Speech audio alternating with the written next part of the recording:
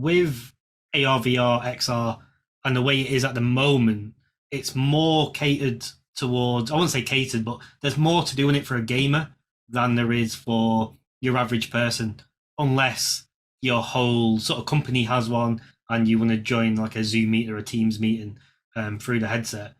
But when I see Apple are actually making a lot of headway into coming into the market, I start questioning what exactly are they, who are they going to cater, because they go for the market of your average person. So what in AR, VR, XR, what is there in that market at the moment, or in that industry, for your average person, apart from gaming, apart from just socializing? What else is there to do for them?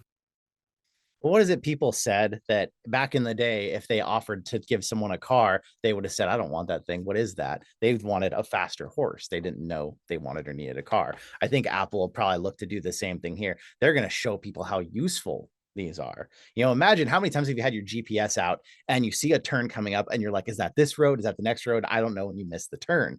Well, you think about glasses that you see right through into the normal world, but it's now projecting a blue line directly onto the street that shows you exactly where to turn. You know, think about how useful these things can be in your everyday life. And if they show everyone, hey, basically you need to have this thing on 24/7, it's going to replace your phone. It's going to do everything your phone's done and better. Now suddenly it's something everyone needs, because not everyone's a gamer. Not everyone has work meetings. I would imagine they're going to step in and be like, this is the most useful piece of tech you can have. It's going to change your whole life. And that's why you have to have it. It's kind of like the iPad. I mean, really, even now, iPads are kids use them, I guess. I don't know. I don't know anyone who really uses a tablet anymore, because phones can do it all. But back then it was like you had to have this iPad. And even back then it was like, why do I need this? Like, it's fun. But even now, I'm like, when I owned one, I'm like, what did I ever do with it that was ever useful? But people thought they had to have it because it looked so useful. Yeah, it's just like a downgraded version of a laptop. It was sort of in between a laptop and a phone, Yeah. Yeah. and they built a full market on it. Yeah, but there was no Windows startup time. You know, you picked it, you just grabbed it, you were on the internet, you were checking the weather, you were playing Angry Birds. It was just, and you just were able to put it back down. Well, imagine that's these glasses that you can wear all the time, but in a moment's notice, you pop it up and you look around downtown and you see the scores above every restaurant of their rating. That when you look at it, you have directions that just show you where to go. Any notes or any reminders pop up in this thing instead of having to have an assistant that tells you, hey, you have a 10:30 meeting at this time.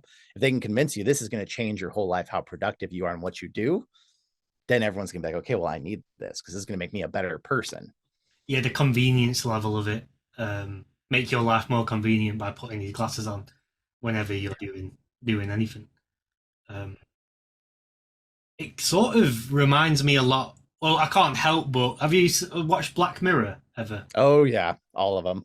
So yeah, there's that episode where she's got a contact lens in, and everyone's scores popping up around her. Yep. I can't help but see the evolution of AR, VR, XR heading into that direction. How Yeah. many Yeah. And Instagram followers you've got?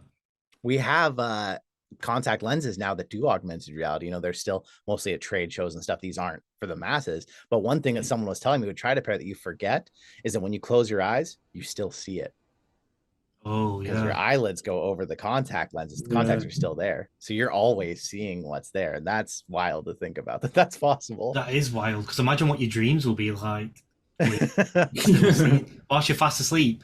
You can actually, do you know? Sometimes I put a video on and then listen to it and fall asleep.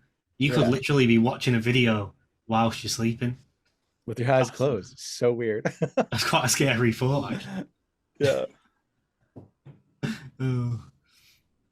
I wonder if So you retain information differently if you're watching something whilst you're asleep. there's a belief that it affects you, but a lot of research says that really you can't. Like, people leave a language on while they're sleeping and they think they're going to learn the language, and research has shown it really doesn't work that way. But that's usually with audio. We've never had the opportunity to make people see stuff in their sleep, because we dream, we see stuff while we're sleeping. So that, I mean, obviously you shouldn't sleep in contacts, especially probably thicker contacts that have screens in them. But if it got to a point where they made them with the technology that it was okay, that there'll probably be some research on it, I'd be interested in hearing.